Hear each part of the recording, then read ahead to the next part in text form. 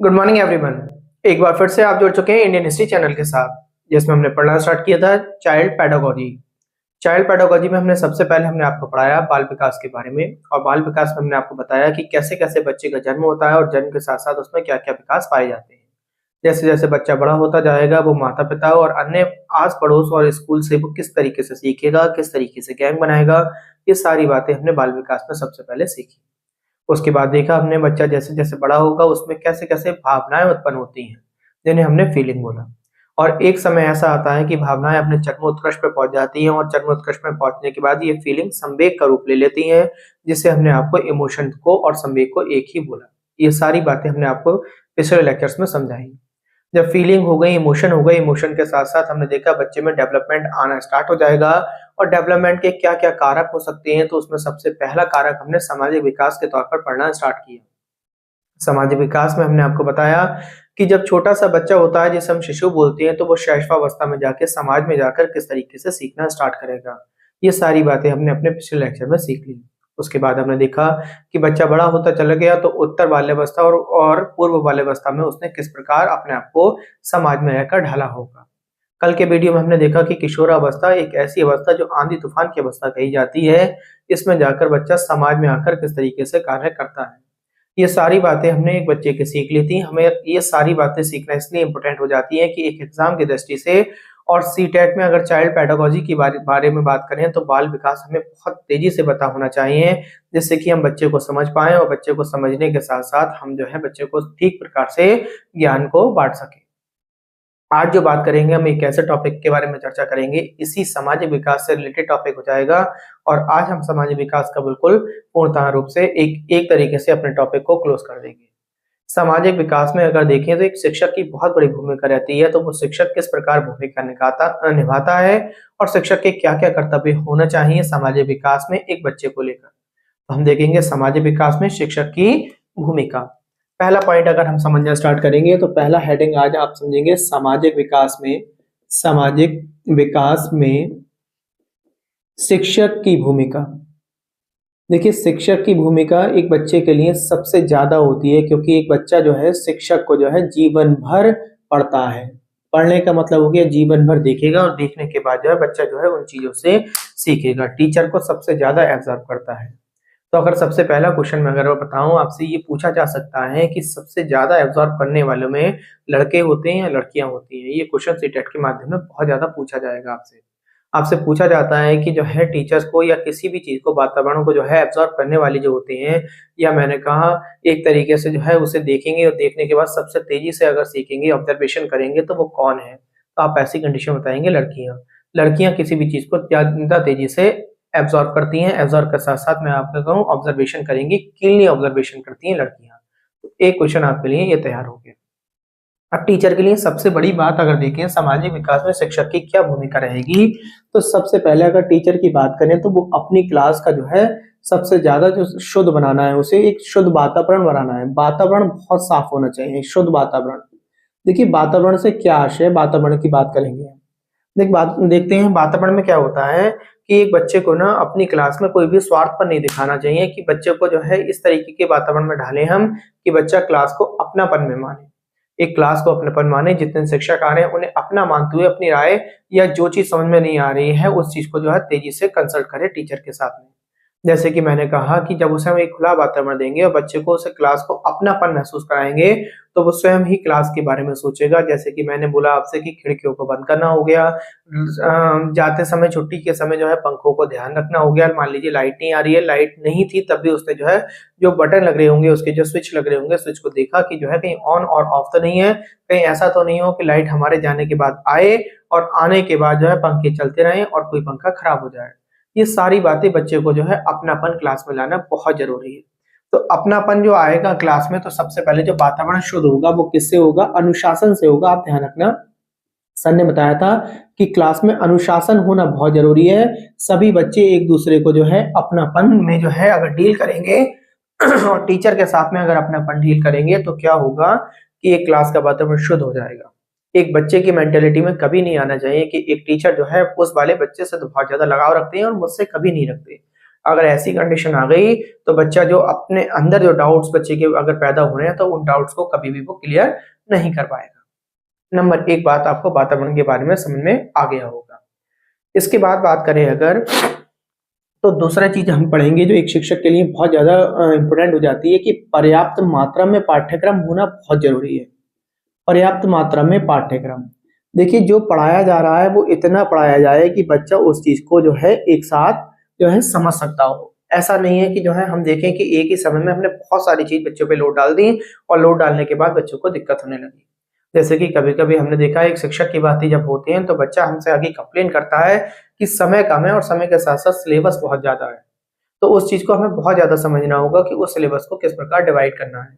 कहीं कहीं दोनों कंडीशंस हो सकती हैं, क्या पता कंडीशन ऐसी हो सकती है कि जैसे कि आप आज सीटेट का एग्जाम देने के लिए जो है तैयारी कर रहे हैं, मान लीजिए एग्जाम में भी 1 महीना 2 महीना है, इससे पहले आप जो पाठ्यक्रम तैयार कर रहे थे वो सीटेट का पाठ्यक्रम आपने तैयारी नहीं किया था, आप किसी अन्य विषय पर जो है चर्चा कर रहे थे, अन्य विषय की तैयारी कर रहे थे। आज आए आप सीटेट के माध्यम से तो आपने एकदम अपने ऊपर लोड ले लिया। तो लोड आपने लिया तो लोड लेने के साथ साथ ऐसा हो सकता है कि आपके दिमाग में ये भेदभाव की उत्पन्न होने लगे कि अब मैं किस प्रकार से जो है तैयार करना स्टार्ट करूं। तो ऐसी कंडीशन में बच्चे को और शिक्षक को अपने आप को दोनों को इस तरीके से प्रिपेयर करना होगा कि एक वो ऐसा टाइम टेबल बनाए, एक ऐसा कार्यक्रम बनाए जिसमें वो सभी सब्जेक्ट को छू सकता हो और उनमें पर्याप्त नॉलेज पहले लेता जाए। देखिए समझते क्यों हैं हमने अभी तक किसी भी जो है साइंटिस्ट के बारे में या मैंने कहा किसी भी राइटर के बारे में अभी चर्चा नहीं करी अपने 3-4 वीडियो में। क्यों? क्योंकि पहले हमें बच्चे को समझना और शिक्षक को समझना बहुत आवश्यक है। जब हम बच्चे को और शिक्षक को बहुत आसानी से समझ जाएंगे तो इनके क्वेश्चंस और इनके ऊपर जो राइटर्स ने चीजों को बनाया होगा वो समझना हमारे लिए बहुत आसान हो जाएगा। तो आज तक के लेक्चर में ये सारा जितना भी हमारा बेसिक था, जितने भी हमें जो है बच्चे को समझना था, कौन कौन सी अवस्थाएं होती थी, इन अवस्थाओं से जो जो क्वेश्चन बनते थे वो सारी चीजों की हमने आज तक के लेक्चर में तैयार कर लेंगे। तो हमने आपको बताया पाठ्यक्रम बनाना बहुत आवश्यक है। पाठ्यक्रम आपका ऐसा होना चाहिए जो बच्चे के एकदम जो है तेजी से एब्जॉर्ब करता जाए बच्चा और उससे अपने पाठ्यक्रम में अपने आप को ढाल सकता हो। आप पाठ्यक्रम बोल सकते हैं, पाठ्यक्रम के साथ साथ कार्यक्रम बोल सकते हैं। देखिए बच्चे को ना, अगर पाठ्यक्रम की हमने चर्चा करी, पाठ्यक्रम बोल दिया, पाठ्यक्रम के साथ साथ मैंने आपको कार्यक्रम बोल दिया।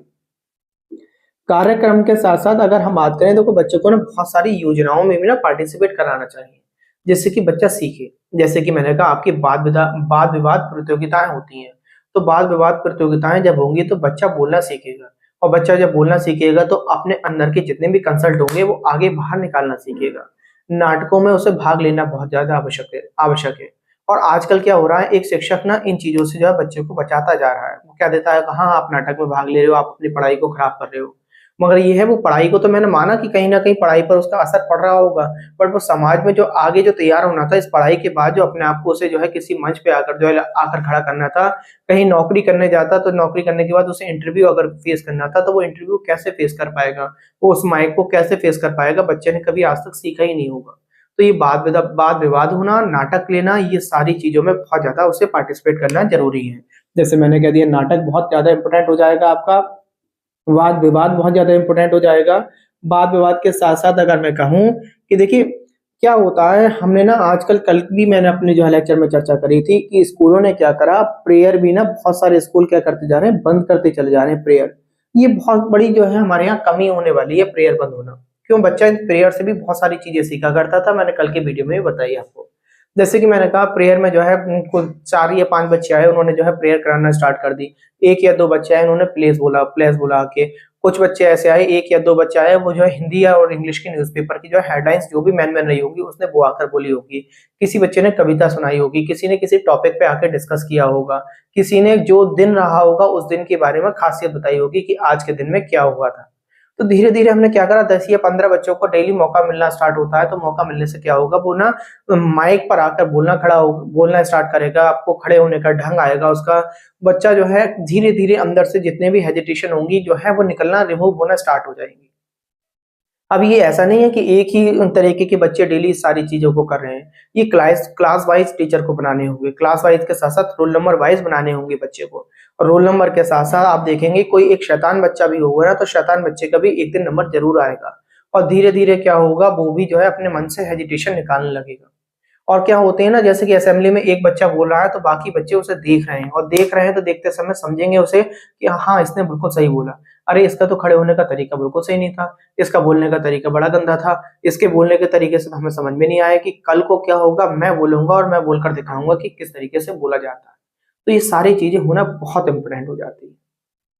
इसके बाद अगर हम बात करें तो एक क्लास में ना एक टीचर को जो समझना है वो प्रजातंत्रात्मक समझना है। मैंने अभी अभी थोड़ी देर पहले बोला आपसे प्रजातंत्रात्मक समझना है। जैसे मैंने आपसे क्या कहा था, मैंने आपसे ये कहा था कि दंडात्मक नहीं हो, ये भी बात ध्यान रखें, प्रजातंत्रात्मक हो, दंडात्मक नहीं हो, कि क्लास में इस तरीके का व्यवहार बना के चले कि बच्चों को ये लगे कि टीचर के लिए सभी बच्चे समान हैं और टीचर हमें भी उतने ही जो है रेस्पेक्ट देते हैं जितना दूसरे वाले बच्चे को देते हैं। और आज ये बहुत ज्यादा हम देखने को मिल रहा है, कहीं कहीं टीचर्स में ये भी बड़ी कमी आ गई है। क्यों? क्योंकि देखिए एक सबसे बड़ा पॉइंट जो आ रहा है आजकल ट्यूशन की वजह आ रही है। बच्चा अगर ट्यूशन पढ़ता है तो ट्यूशन पढ़ने के बाद जाइए, सारी चीजें जो है बच्चे के लिए क्या है, नॉर्मल है। बच्चा टीचर से घुल मिल भी आसानी से रहा है, उसके साथ साथ जो है अगर हम देखें तो टीचर भी उससे बड़े पोलाइट वे में बात कर रहे हैं। और अगर ट्यूशन नहीं पढ़ रहा तो वहां पे क्या है, बच्चे को जो है तरह तरीके से जो है हम दिक्कत में ला रहे हैं। तो आज का जो टॉपिक चल रहा है, हम बच्चे को नहीं, हम टीचर में अपने आप में हमें क्या कट्स लाने, उन बातों पर हमारी ये बातें चल रही हैं। इसके बाद बच्चा देखिए कहाँ से सीखता है, एक हमसे ही सीखता है सामाजिक भावना लाना भी। सामाजिक भावनाएं भी एक टीचर से सीखेगा बच्चा। सामाजिक भावना में मैंने क्या कहा कि जैसे कि स्कूल से ही आप सिखाते हैं कि रेस्पेक्ट करना है आपको बड़ों का। आप गाड़ी में बैठकर जा रहे हैं, आप ट्रेन में बैठे हुए हैं और आपने देखा कि आप आराम से बैठे हुए थे और एक बूढ़ी महिला आई और वो बड़ी दिक्कत से खड़ी हुई थी, तो आपका खुद का कर्तव्य बनता है कि आप अपने आप उठ जाएं और उठने के बाद उस बूढ़ी महिला को जो है अपनी सीट दे दें। ये सारी चीजें हमें सिखाई जाती हैं। कहाँ से सीखेंगे? हम स्कूल से सीखेंगे। सारी चीजें जो है अपने जो है, मैंने कहा कि परिवार से नहीं सीख सकते, कुछ चीजें हमें स्कूल से सीखनी होती हैं तो कुछ अपने परिवार से भी सीखनी होती हैं। अभी हम जब चर्चा करेंगे परिवार के बारे में भी, क्या क्या साधन और माध्यम हो सकते हैं। इसके साथ साथ देखिए हम ना स्कूल में ही देखते हैं, सामाजिक भावना तो होती होती है, हम ना डिस्कस करते हैं इन चीजों के बारे में जब पीटीएम रखते हैं, पेरेंट्स टीचर मीटिंग रखते हैं। आजकल क्या अंतर आ गया है, पेरेंट्स टीचर मीटिंग का मतलब ये हुआ करता था कि बच्चे के माता पिता या जो भी गार्जियन से उसके संरक्षक हैं वो और जो है अध्यापक दोनों आपस में जब मुलाकात करते थे बैठकर, तो चर्चा किया जाता था कि बच्चा जो है इस विषय में जो है कमजोरी पे आ रहा है तो इसे हम कैसे सुधारेंगे, क्या क्या हमें परिवार वालों को करना होगा और क्या क्या जो है एक टीचर को करना होगा। इन बातों पर डिस्कस किया जाता था। और आज के समय में अगर बात करें तो हम लोग क्या करते हैं, एक दूसरे पे लीपापोती कर रहे हैं। टीचर आते ही जो है क्या नाम है, पेरेंट्स से ये कंप्लेंट करने लगते हैं, बोले आपका बच्चा ऐसा है, इस तरीके से हरकत करता है, ये है वो है, बड़ा नालायक है, घर से कोई काम नहीं करके लेके आता। हम अपनी लीपापोती करने लगते हैं। और पेरेंट्स क्या होते हैं, अपनी लीपापोती करने लगते हैं कि स्कूल में कुछ नहीं हो रहा है, हम फीस दे रहे हैं, ये है वो है, हमने ट्यूशन में लगा रखी है, कोई पढ़ाई नहीं करता, ये नहीं करता, वो नहीं करता। तो इसमें ना हम एक दूसरे की लीपापोती में रह जाते हैं, बच्चे के भविष्य के बारे में चर्चा नहीं करते, है ना। एक माता आई, माँ ने आके कह दिया, जैसे कि मान लीजिए बच्चा आपका 7-8 साल का बच्चा था, तो अब माता ने आती जो है टीचर से कह दिया, बोले हमारा बच्चा दूध ही नहीं पीता है। अब यहाँ पे जो हमें डिस्कस करना था दूध पीने का, डिस्कस कोई क्लास में आके आप, ऐसा नहीं है कि दूध की बोतल लेकर जो है माता जो है, मम्मी रोज दूध की बोतल भेज रही है कि जो आपकी मैडम पिलाएंगे, आपके सर पिलाएंगे दूध। दूध पिलाना एक माता पिता को अपने आप धीरे धीरे उस चीज को बच्चे को ढालना होगा। यहाँ हमें डिस्कस करनी थी उसके भविष्य के बारे में, हमें उसकी कमियों के बारे में, उसकी कमियों के साथ साथ उस कमी को नहीं कि दूध नहीं पी रहा, उस कमी को कि वो पढ़ाई में उसकी जो है दिक्कतें पैदा हो रही हैं जिस चीज की, हम उसे कैसे सुधारें, इन बातों पे चर्चा होनी थी अभी। और चर्चा हमने क्या कर ली, चर्चा हमने उन चीजों पे कर ली जो उसका कोई माध्यम ही नहीं था, उस जगह हमने उस चीज को चर्चा करना स्टार्ट कर दिया। तो ये सारी चीजें स्कूल से सीखेगा टीचर से। पीटीएम हो गया, पीटीएम के साथ साथ में नागरिक शास्त्र भी कह सकते हैं कि नागरिक शास्त्र अगर जो है आपके आसपास की जो घटनाएं घटित हो रही हैं, ये सारी घटनाएं भी बच्चा स्कूल से जो है ज्यादा कीनली ऑब्जर्व करके सीख कर जाएगा। आप उन घटनाओं के विषय में बताएंगे कि ये घटना घटने का क्या कारण रह सकता था। बच्चे को सिखाएंगे हम नागरिक में कि जो है सबसे बड़ी एक प्रॉब्लम अगर दहेज प्रथा चल रही है, डाउरी चल रही है, तो उस डाउरी को कैसे खत्म किया जा सकता है, उससे क्या क्या परेशानियां आती हैं। तो ये सारी चीजें बच्चा कहाँ से सीख के जाएगा, स्कूल से सीख के जाएगा। बच्चे को सिखाना होगा एक टीचर को कि विज्ञान ने आज तरक्की करी है, तो आप उस तरक्की में अपना योगदान भविष्य में आके किस प्रकार से देंगे, तो आपके लिए बहुत इंपॉर्टेंट हो जाता है। तो ये एक शिक्षक के कार्य है। तो मैं आशा करता हूँ शिक्षक के बारे में आप समझ गए होंगे, ये सारी बातें आपको समझना बहुत आवश्यक हो जाती है। अब अगर हम दूसरे टॉपिक के बारे में चलें तो वो हो जाता है समाजीकरण के साधन और माध्यम क्या हो सकते हैं। समाजीकरण के साधन और माध्यम में हम जो नया टॉपिक बना लेते हैं, हमने कहा समाजीकरण। समाजीकरण हम समझेंगे समाजीकरण के माध्यम या साधन, सामाजिकरण के साधन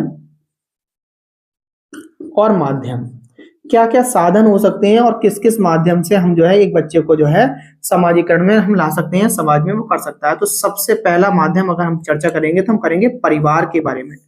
देखिए परिवार से एक क्वेश्चन बनता है, आप बहुत ध्यान से समझ लेंगे परिवार से क्या क्वेश्चन बनेगा। परिवार जो है एक प्राथमिक समूह है, इससे पहले का कोई समूह है ही नहीं बच्चे के लिए। आप देखते हैं परिवार माता पिता दादी दादा चाचा चाची या और अन्य लोगों से मिलकर एक परिवार, बहुत बड़ा परिवार बनकर तैयार हो जाता है। सबसे बड़ा ग्रुप जो बनता है बच्चे का वो प्राथमिक समूह परिवार बनता है। परिवार ही हम कहें तो बच्चे की पहली संस्था है। आप ध्यान रखना, आपसे पूछा जा सकता है एक बच्चे का प्राथमिक समूह क्या है, तो आप बताएंगे स्कूल नहीं है, गैंग नहीं है उसकी, वो क्या है, परिवार है। आपसे पूछ ले कि पहली संस्था कौन सी है बच्चे की, तो आप तुरंत बता देंगे परिवार है। तो परिवार क्या है, परिवार पहली संस्था है। आप ध्यान रखेंगे परिवार अफसर ने बताया था पहली संस्था है, और पहली संस्था के साथ साथ मैं कहूं प्राथमिक समूह है आपका। बच्चे का प्राथमिक समूह क्या है, वो परिवार है। ये आपको बहुत ज्यादा समझना है। पहली संस्था और प्राथमिक समूह के बारे में चर्चा करेंगे, क्योंकि बच्चा ना शिष्टाचार जो सीखता है सारे के सारे शिष्टाचार वो यहीं से सीखेगा। देखिए शिष्टाचार सीखेगा बच्चा वहां से, शिष्टाचार की बड़ों से जो है किस तरीके से बात की जाती है, क्यों, जैसे माता पिता दादी दादा से बात करते होंगे वैसे जो है बच्चा आपसे बात करना स्टार्ट करेगा, क्योंकि वो देखेगा कि मुझसे जो बड़े हैं वो अपने बड़ों से किस प्रकार बात करते हैं, तो उसी प्रकार बात करना सीखेगा। कभी कभी आप देखते हैं ना, जैसे कि दो बहन भाई हैं और एक छोटा वाला जो है बड़े वाले का अगर नाम लेने लगे तो देखते माता पिता कहते हैं ये गंदी आ जाते हैं, आपको भैया बोलना है दीदी बोलना है, ऐसा नहीं बोलेंगे आप। तो ये शिष्टाचार सबसे पहला कहां से सीख के आया, वो अपने परिवार से सीख कर आया। पहले माता पिता सिखाने की कोशिश करते हैं, उसके बाद क्या होगा, मान लो बच्चा नहीं सीख रहा है तब जाकर वो किसी से कंप्लेन करना चाहते हैं।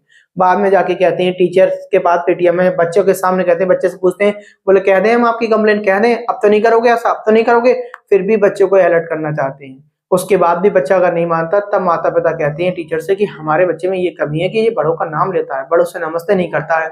हमने देखा है ना कि हमारे घर में जब कोई आ जाता है तो पीछे वाले वीडियो में बोला भी था, तो बच्चा एकदम जो है क्या हो जाता है, लज्जापन में आ जाता है, शर्मीला हो जाता है, दब्बू हो जाता है। तो वो सारी चीजें कौन निकालते हैं, परिवार वाले।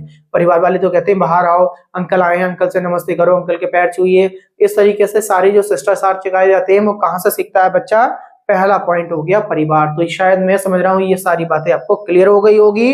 शिष्टाचार सीखेगा, रेस्पेक्ट सीखेगा, नैतिक शिक्षा सीखेगा, सारे जो नैतिक विचार होंगे आपके, इसे नैतिक विचार भी करके बोल सकते हैं। तो नैतिक विचार हो गया आपका, आप ध्यान रखेंगे ये परिवार से सीखने को मिलेगा बच्चे को। तो पहली जो हमने सामाजिकरण की जो हमने आपको माध्यम बताया, माध्यम या साधन बोला, तो साधन में और माध्यम में आपको क्लियर हो गई वो क्या होंगे उसके, वो होगा परिवार। परिवार में भी क्यों, क्योंकि माता पिता के व्यवहार से ही बच्चा सारी बातें सीखता है। इस बात को हमें ध्यान रखना होगा। दूसरी अगर बात करें तो दूसरा पॉइंट हो जाता है साथियों का समूह। देखिए साथियों के समूह में कल भी हमने अपने वीडियो में चर्चा करी थी, आज ज्यादा डीपली नहीं लेंगे इसे।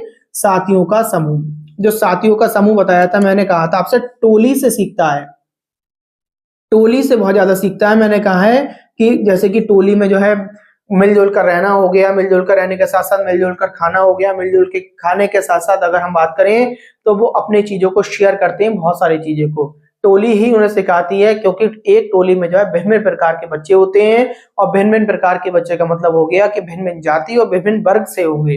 भिन्न भिन्न वर्ग की बात करें तो एक उच्च वर्ग होगा, बहुत जो है अमीर का बच्चा भी हो सकता है, मध्यम वर्ग का भी हो सकता है और निम्न वर्ग का भी हो सकता है।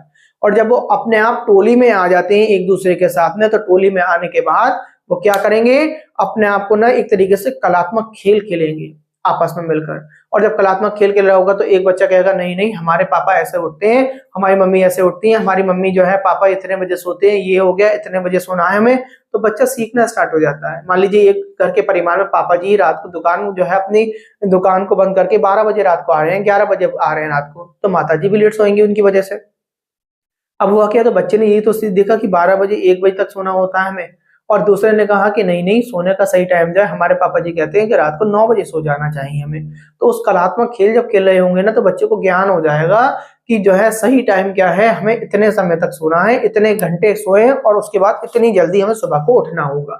ये सारी बातें हम जो कहाँ सीखता है, बच्चा टोली में आके सीखता है, समूह में बहुत सारी बातें सीखता है। उसने कह दिया कि मान लीजिए शाम के टाइम में जो है नमकीन खा रहा था बच्चा, रात में नमकीन खा रहा था, भोजन के टाइम में बोले भोजन में नमकीन खाएंगे, तो दूसरा बच्चा कहते हैं नहीं भोजन में नमकीन नहीं खाई जाती, नमकीन तो उस समय खाई जाती है, नमकीन का सही समय नहीं है। और किसी ने कह दिया रात में हम जो है, जैसे कि बहुत से लोगों की आदत होती है रात को चाय पीने की, खाना खाया, खाना खाने के बाद चाय पीने की, तो वो तुरंत कह देगा नहीं रात को चाय नहीं पीनी चाहिए, दूध पीना चाहिए। नहीं नहीं, दूध पीने का ये सही टाइम नहीं है, रात में नहीं पीते, दूध तो हम सुबह में पीते हैं ब्रेकफास्ट में। तो बच्चा सीखेगा कि किसका क्या समय उचित माध्यम से होगा। तो ये सारे कलात्मक खेल हो गए। तो किसके जरिए से सीखे जाएंगे? टोली से, समूह से सीखे जाएंगे। आपको ध्यान रखेंगे। देखिए, टोली ही क्या करती है, इन्हें बच्चों को लोकतांत्रिक होना सिखाती है। लोकतांत्रिक होने का मतलब है आपको अपना अधिकार जो है, टोली सिखाती है कि हमें जो है क्या है, अपने अधिकारों के लिए भी लड़ना है। अपने अधिकारों के लिए पूरा ग्रुप बन जाता है, तो ग्रुप जो है कभी भी आपने देखा होगा किसी ना किसी के जो है अगेंस्ट जाके खड़ा हो जाएगा, नहीं नहीं ऐसा नहीं करेंगे, हम तो नहीं करेंगे। या आपने कह दिया कि जो है मान लीजिए अपनी बात मनाने के लिए टोली जो है एक संघात्मक लोकतांत्रिक बन जाती है। तो इस बात को भी आपको क्लियर हो जाना चाहिए। और टोली हमें एक चीज बहुत बड़ी बात सिखाती है, टोली की बात करें तो ये स्वार्थीपन खत्म कर देती है हमारे अंदर से। स्वार्थीपन जो है किस में जाके खत्म होता है, तो आप ध्यान रखना टोली में खत्म होता है। स्वार्थीपन का खात्मा करती है टोली।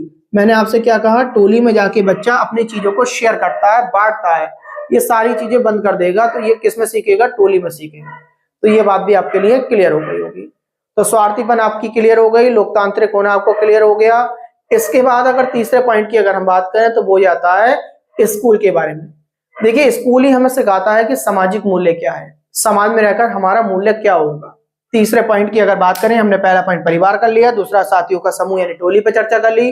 तीसरे की अगर बात करेंगे तो स्कूल की बात करेंगे। स्कूल ही हमें सिखाएगा कि हमारा सामाजिक मूल्य क्या है। सामाजिक मूल्य के साथ साथ सामाजिक ज्ञान हो गया या सामान्य मानक हो गया। तो हम तीसरे पॉइंट की बात कर रहे हैं। तीसरा पॉइंट हो जाएगा हमारे लिए स्कूल। और स्कूल पर हम जब चर्चा करेंगे तो स्कूल में हमने क्या कहा, स्कूल हमें क्या सिखाता है, हमारा सामाजिक मूल्य बताता है, समाज में हमारा क्या मूल्य होना चाहिए। मूल्य का मतलब हो गया हम अपने आप को रेस्पेक्ट में समाज में कैसे लेकर आएंगे, समाज हमें किस प्रकार देखता है, एक विद्यार्थी को किस प्रकार देखता है और एक बिना पढ़े लिखे को किस प्रकार देखता है। ये सारी बातें स्कूल बताएगा। सामाजिक मूल्य के साथ साथ हमें स्कूल ही सामान्य ज्ञान बताता है। सामान्य ज्ञान जो बहुत सारी घटनाएं आपकी जो है आस पड़ोस में घट रही हैं, उन बातों से जागरूक आपको स्कूल करा रहा होगा। जैसे मैंने आपको दहेज प्रथा बोला थोड़ी देर पहले, दहेज प्रथा के साथ साथ मैं आपसे कहूँ विज्ञान बोला कि विज्ञान किस प्रकार तरक्की कर रहा है, ये किसने बताया? स्कूल ने बताया। स्कूल के साथ साथ अगर हम बात करें सामाजिक मानक भी स्कूल बताएगा कि हमारा मान क्या है। ये सारा का सारा हमें स्कूल बता रहा होगा। और ये सारी चीजें हम कब समझते हैं कि जब हमारी स्कूल की संरचना बहुत बेस्ट हो। संरचना बेस्ट का मतलब मैंने आपसे क्या कहा, संरचना जैसे कि मैंने कहा कि एक अध्यापक है और उसके लिए बहुत से बाद एक क्लास में 35 बच्चे हों या 30 बच्चे हों, इससे ज्यादा बच्चे ना हो, इतना ही ऑलमोस्ट हो, 1 से लेकर 30 या 35 के बीच में बच्चों का होना सही है। क्यों? अगर मान लीजिए क्लास में छोटी सी क्लास है और क्लास में 100 बच्चे भर लिए गए, तो 100 बच्चे क्या होंगे, वो आपस में ना सही से बैठ नहीं पा रहे होंगे। जब सही से नहीं बैठ पा रहे होंगे तो क्या होगा, किसी की कौनी लग रही होगी, किसी की लिखावट में दिक्कत आ रही होगी, तो वो आपस में लड़ते रहेंगे। और जब लड़ाई लड़ते रहेंगे तो एक टीचर का जो है ध्यान उनकी पढ़ाई पर नहीं होगा, उनकी लड़ाई सुलझाने में होगा कि अब बच्चे ने किस टॉपिक पे लड़ लिया, आप किस टॉपिक पे लड़ लिया। तो इन बातों में ना चर्चाओं में बहुत ज्यादा समय व्यतीत हो जाएगा। तो क्लास की संरचना बहुत अच्छी होनी चाहिए। क्यों? क्योंकि बच्चे के लिए जो है थोड़ी थोड़ी डिस्टेंसेस मिल रही हो, बच्चा आपस में घुल मिल रहा हो, बात भी कर पा रहा हो, लड़ाई लड़ नहीं पा रहा हो। ये सारी की सारी बात अगर हम देखें तो स्कूल से भी बच्चा बहुत सारी चीजों को सीखेगा। क्यों? क्योंकि एक टीचर को पता होना चाहिए कि वो जिस बच्चे को मतलब जिस क्लास में पढ़ाने जा रहा है या पढ़ा रहा है, तो उसमें बच्चे पढ़ाई ही कर रहे हैं। कहीं ऐसा तो नहीं है कि गणित का जो है आप जो है पीरियड ले रहे हैं और बच्चा वहां पर जो है हिंदी का वर्क कर रहा है। क्यों? क्योंकि आप ध्यान तभी रख सकते हैं जब क्लास में बच्चों की मात्रा 30 हो या 30 से बढ़कर 35 हो जाए। और आपने अगर मात्रा बढ़ा रखी बहुत ज्यादा तो एक टीचर के लिए बहुत ज्यादा कठिन हो जाएगा इन चीजों को जांचना। मान लीजिए आपने 100 बच्चे कर लिए क्लास में, तो सबसे पहले तो आप एक बार यही निगाह मारते रहेंगे कि कौन सा बच्चा आपका सब्जेक्ट खुला हुआ है, कौन सा नहीं खुला हुआ है। और मान लीजिए 10 बच्चे या 2 बच्चे आपको मिल गए, तो 2 बच्चे भी आपका लगभग 5-7 मिनट खराब कर देंगे उन चीजों को समझाने के चक्कर में। तो आप पढ़ाएंगे कब? तो स्कूल से बच्चा बहुत सीखता है। देखिए, स्कूल से ही बच्चा सीखता है कि टॉयलेट्स कैसी होती हैं, बाथरूम वगैरह के बारे में अगर हम बात करें तो सारी चीजें, टॉयलेट हो गई आपकी, टॉयलेट के साथ साथ स्कूल की बिल्डिंग हो गई, तो आप ये सारी बातें ना बिल्डिंग वगैरह के बारे में भी स्कूल से ही सीखेगा। एक क्वेश्चन बहुत आता है, मैं आपसे बता दूं कि स्कूल की बिल्डिंग किस शेप की होनी चाहिए, तो आप बता देंगे एल शेप में होनी चाहिए स्कूल की बिल्डिंग। ये सबसे अच्छी शेप मानी गई है स्कूल की बिल्डिंग का। स्कूल एल शेप में बना हुआ हो तब तो बिल्कुल ठीक है, और अगर और किसी माध्यम में बना हुआ है स्कूल तो उससे दिक्कतें आ सकती हैं। क्यों? अगर मैंने कहा गोल बना हुआ है स्कूल तो क्या होगा, कुछ क्लासों हर एक क्लास के सामने ना कोई दूसरी क्लास पढ़ रही होगी तो बच्चों का ध्यान वहां से हट सकता है, टीचर का ध्यान वहां से हट सकता है। और एल शेप में बनी होगी तो किसी भी कमरे का जो है के अंदर क्या हो रहा है दूसरे कमरे वाले को आपस में नहीं पता चल पा रहा होगा। तो स्कूल किस प्रकार होना चाहिए, एल शेप में होना चाहिए। उसका क्या कारण होगा वो मैंने बता दिया। बच्चा हर एक चीज से सीखता है कि ग्राउंड अगर उसके स्कूल में है तो ग्राउंड में उसमें क्या क्या फैसिलिटीज दे रखी है, उन फैसिलिटीज से जो है बच्चे को जो है किस प्रकार अपने आप को ढालना होगा। तो सारी बातें स्कूल भी बहुत सारी चीजें सिखाता है। देखिए स्कूल में ही ना एक बात और करें हम अगर, तो स्कूल से रिलेटेड आ जाती है किताब। देखिए पुस्तकें हमें बहुत सारी चीजें सिखाती हैं। अब पुस्तकों की बात करें तो पुस्तकें क्या सिखाती हैं, धीरे धीरे जमाना इतना मॉडिफाई होता जा रहा है, जैसे जैसे बच्चा तरक्की तरक्की कर रहा है, छोटा सा बच्चा भी, वैसे जो है हम धीरे धीरे बुकों में भी जो है तब्दीली कर रहे हैं। पहले हमने जहां तक पढ़ा था हमने देखा था A for apple, B for ball, C for cat, D for dog, ये हम पढ़ा करते थे। ई फॉर एग या एलिफेंट के बारे में बात कर लिया करते थे। ऐसा क्यों हुआ करता था? क्योंकि जब छोटा सा बच्चा है ना, ए फॉर एप्पल, उसने एप्पल देखा है, उसने एप्पल को टच किया है, एप्पल को महसूस किया है, खाया है, तो बच्चा बहुत जल्दी से याद कर लेता है कि ए फॉर एप्पल होगा। अब हम क्या कर देते हैं, ए फॉर एरोप्लेन कर देते हैं, जो हम बड़े कभी कभी नहीं एरोप्लेन को रियल में देख पाते। हम ए फॉर जो है एप्पल की जगह हमने एरोप्लेन ले लिया। और बहुत सारी चीजें जो मॉडिफाई कर करके आनी है, तो वहां पे कहीं ना कहीं हमारा जो है एक स्ट्रक्चर टिपिकल भी होता जा रहा है। तो हम बच्चे को जो है सबसे सरल से सरल माध्यम की तरफ को बढ़ाएंगे। बी फॉर बॉल पढ़ा है हमने। बी फॉर बॉल हम इसलिए पढ़ा करते थे क्योंकि बच्चा बॉल को टच किया करता था, बॉल के साथ खेला करता था, बहुत तेजी से समझ लिया करता था बॉल के बारे में। ठीक, हमने किताब में देखा है, तो किताबों में हमने पढ़ा है कि जैसे कि उसमें लिखा है शिवम केला खा, तो शिवम केला खा का मतलब है कि एक लड़के को ताकत की आवश्यकता है तो शिवम केला खाएगा। वहां पे अगर एग्जाम्पल में दे रखा है कि दीक्षा झाड़ू लगा, तो इसका मतलब है दीक्षा को झाड़ू लगानी होगी, एक लड़की का कर्तव्य है कि वो झाड़ू लगाए। अब हुआ क्या है, धीरे धीरे धीरे धीरे जैसे जैसे समाज बदलता जा रहा है, हमने अपने आप में या किताबों में भी मॉडिफाई करना स्टार्ट करा। अब चीजें बदल गई, अब हमें सिखाया गया कि एक लड़की ही ये काम नहीं करेगी, लड़का भी कर सकता है। तो अब उन किताबों में अगर हम चित्रों के बारे में देखें तो हमने देखा होगा कि कहीं कहीं पे माता जी क्या है, वो हारमोनियम बजा रही है, या माता जी बैठ के जो न्यूज़पेपर पढ़ रही है, और पिताजी को काम करते हुए दिखा दिया, किचन में पिता जो है काम कर रहे हैं। तो ये क्या दिखाता है कि समाज में इस समय क्या हो रहा है, एट प्रेजेंट में बच्चे को वो सीखना है। जैसे कल मैंने आपको कहा था कि हम जब मूवीज टीवी देखा करते थे तो उसमें ऐसे दिखाया करता था कि 3 भाई हैं, 3 में से 2 बहुत गरीब है और एक पढ़ लिया, पढ़ने के बाद वो शहर चला गया, शहर में जाके उसने शादी कर ली, और शादी करने के बाद उसकी पढ़ी लिखी बीवी आई है, वो बिल्कुल भी किसी तरीके से रेस्पेक्ट नहीं देती, ना उन भाइयों को ना माता पिता को। तो ये चीजें सिखाई जाती थी कि परिवार में, फिर वो वहां पर आया करता था कि हमें इतना नहीं पढ़ना लिखना है कि हम किसी का आदर भी ना करें। ये तो बहुत गलत है, पढ़ लिख के हम ऐसा बनेंगे कि कभी नहीं बनेंगे, हमें सबको आदर देना है। मगर धीरे धीरे ये चीजें क्या है जो हम अपने आसपास देख रहे हैं, उनसे भी हमारा बदलाव हो रहा है। अब आदमी खाना बना रहा है ना, वहां पे देखा कि अभी हमने पढ़ा था कि दीक्षा झाड़ू लगा, तो दीक्षा वहां पे झाड़ू लगा रही थी। अब थोड़ी देर में हमने देखा कि अब जो है अगली पिक्चर में ये भी दिखा दिया, दीक्षा जो है रैकेट खेल रही है। तो यानी लड़कियां जो है खेल में भी भाग ले सकती हैं। ये सारी बातें हमें सीखनी होगी। तो मैंने आपको ये बता दिया, आपको ये ध्यान रखना है। बच्चों की संख्या भी बहुत ध्यान रखनी है एक टीचर को, क्योंकि बच्चों की संख्या ही सक्रिय बनाती है पढ़ाने में, ध्यान देने में, कि टीचर किस प्रकार पढ़ा पाएगा। इसी से एक क्वेश्चन बहुत बनता है, मैंने अभी जैसे एल शेप वाला आपको बताया, उसके साथ साथ एक क्वेश्चन बहुत बनता है कि टीचर का जो है बच्चे का रोल मॉडल कौन होता है स्कूल में। तो वहां पे प्रधानाचार्य भी ऑप्शन आ रहा होता है। तो प्रधानाचार्य रोल मॉडल नहीं होता, रोल मॉडल होता है उसका टीचर। टीचर किस प्रकार बोल रहा है, किस प्रकार बैठता है, बच्चा सबसे ज्यादा एब्जॉर्व करता है, इस चीज को जो है ऑब्जर्वेशन करेगा, ना कि प्रधानाचार्य को। एक प्रधानाचार्य खराब भी है ना, उसे एजुकेशन की बिल्कुल नॉलेज भी नहीं है, तो बच्चे को कोई फर्क नहीं पड़ता। और टीचर के साथ में बच्चा ज्यादा कनेक्ट रहता है, और बच्चे को अगर टीचर को नॉलेज नहीं है, टीचर सही प्रकार बात नहीं करता, टीचर मैंने कहा कि बहुत गंदे वे में रहता है, जैसे कि मैंने कहा मुंह में पान मसाला भरा हुआ है, तो बच्चे के दिमाग में भी वही चीजें आएंगी। टीचर की अगर लोकल लैंग्वेज बिल्कुल साफ नहीं है, और ऐसी लोकल लैंग्वेज है कि जो है वो बीच बीच में किसी तरीके से गाली का उपयोग कर देता है, तो वो सारी चीजें बच्चों में जो है ध्यान केंद्रित करेंगी। वो क्या होगा, बच्चा उसी माध्यम को सीखेगा।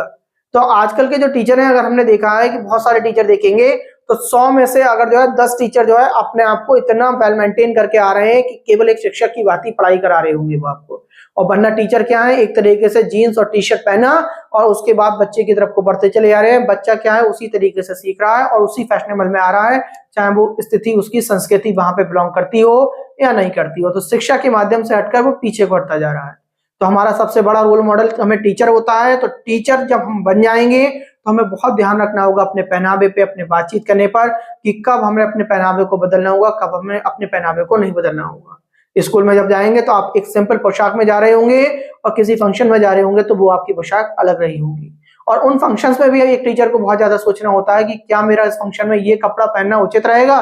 क्यों? क्योंकि क्या पता मेरे जो बच्चे हैं, मेरे जो पढ़ाए हुए स्टूडेंट्स हैं, और वो वहां पर मिल जाए तो वो मेरे बारे में क्या सोचेगा कि एक सर हमारे किस तरीके से थे। ये बातें हमें बहुत ज्यादा ध्यान रखनी होगी। तो आपसे पूछ ले कि एक बच्चे का रोल मॉडल कौन होगा, तो आप बता देंगे रोल मॉडल क्या होगा, टीचर होगा, ना कि प्रधानाचार्य होगा। ये सारी बातें आपको ध्यान रखनी है। इसी के साथ साथ मैंने आपको बताया कि सबसे ज्यादा ऑब्जर्वेशन कौन करता है। लड़कियां जो है ज्यादा ऑब्जर्वेशन करती हैं टीचर को, ना कि लड़कों की अपेक्षा। लड़के करते हैं बट लड़कियां ज्यादा करती हैं, लड़के कम करते हैं। इसके बाद अगर हम चौथे पॉइंट के बारे में बात करें तो तीसरा स्कूल हो गया, चौथा हम बात करेंगे आस पड़ोस के बारे में। देखिए, आस पड़ोस से भी बच्चा बहुत कुछ सीखता है। ये आपको ध्यान रखना है कि हमारे सर ने आस पड़ोस के बारे में बताया था कि आस पड़ोस में हमने कहा जैसे लड़ाई झगड़ा हो रहा है, आपका लड़ाई झगड़ा देख रहा है कि जो है सुबह उठा और सुबह उठने के बाद उसने देखा कि जो है पड़ोस में लड़ाई झगड़ा हो रहा है, गाली गलौज हो रही है, तो बच्चा उसी तरीके से सीखेगा। उसने देखा कि पड़ोस वाले आते हैं तो पड़ोस वाले आंटी अंकल जो है वो जो है इस तरीके से जो है गंदे से जो है तरीके से बात करते हैं, लोगों के घरों पर जो है इस तरीके से छीटाकशी करते हैं, तो इन चीजों से भी बच्चे पे बहुत ज्यादा प्रभाव पड़ता है। तो एक टीचर को ना इस तरीके से उसके आस पड़ोस के बारे में भी बार बार चर्चा करके आपको समझाना होगा कि आपको आस पड़ोस बदलना है, ना कि आप आस पड़ोस से बदल जाएं। ये सारी रोल मॉडल के होंगे, आपके एक टीचर के होंगे अच्छे। फॉर एग्जाम्पल, मैंने अगर आपसे कहा अभी एक बात करी मैंने, तो एक टॉपिक बना के ले देते हैं, हम 5वां पॉइंट करके देख लेते हैं। तो बच्चा जाति एवं वर्ग से भी बहुत सीखता है। जाति एवं वर्ग का भी बहुत ज्यादा प्रभाव पड़ता है। ठीक, जब बच्चा पढ़ रहा होता है, अगर उसके मेंटेलिटी में हमने ये बात जाति के बारे में बात कर दी या वर्ग के बारे में बात कर दी, तो कहीं ना कहीं उसकी जो है शिक्षा जो है कहीं ना कहीं छूट सकती है। तो कहने का मतलब ये है, इन चीजों को हमें समान मान के सारी चीजें करना होगा। वर्ग का मतलब उच्च वर्ग हो गया, मध्यम वर्ग हो गया, निम्न वर्ग हो गया, सभी वर्गों को एक समान मान के जो है शिक्षा देनी है। ठीक, उसके साथ साथ जैसे कि हमने देखा होगा, इसीलिए स्कूल में पोशाक बनाना बहुत ज्यादा इंपॉर्टेंट हो जाती है कि बच्चा अमीर हो, गरीब हो या कैसा भी हो, सब लोग एक जैसी ड्रेस पहन के आए, तो उससे ये आइडिया लगाया जा सकता हो कि बच्चे सब लोग ये समझे कि हम लोग सभी एक समान है, ना कि जो है कोई अमीर गरीब किसी प्रकार से है। तो जहां तक समझता हूं सामाजिक विकास आपका आज की वीडियो में पूरा क्लियर हो गया होगा। सामाजिक विकास को हमने समझ लिया अपने 3 वीडियो में, और इसके बाद कल हम एक ऐसा टॉपिक लेंगे जो बच्चे के बारे में और शिक्षक के बारे में और समाज के बारे में सभी से मिलकर बहुत इंपॉर्टेंट हो जाता है कि हम लोगों में क्या भिन्नता होती है। अब हम पढ़ेंगे बच्चों के अंदर क्या क्या विभिन्नता पाई जा सकती है, उन चीजों को कैसे पहचानना है, और उसके बाद सीडीपी को इतनी तेजी से खींचेंगे क्योंकि अब हम बच्चे के बारे में, परिवार के बारे में, बच्चे की उम्र के बारे में, एक शिक्षक के बारे में भली बातें जान चुके हैं। आज की वीडियो में केवल इतना ही। नमस्कार, धन्यवाद।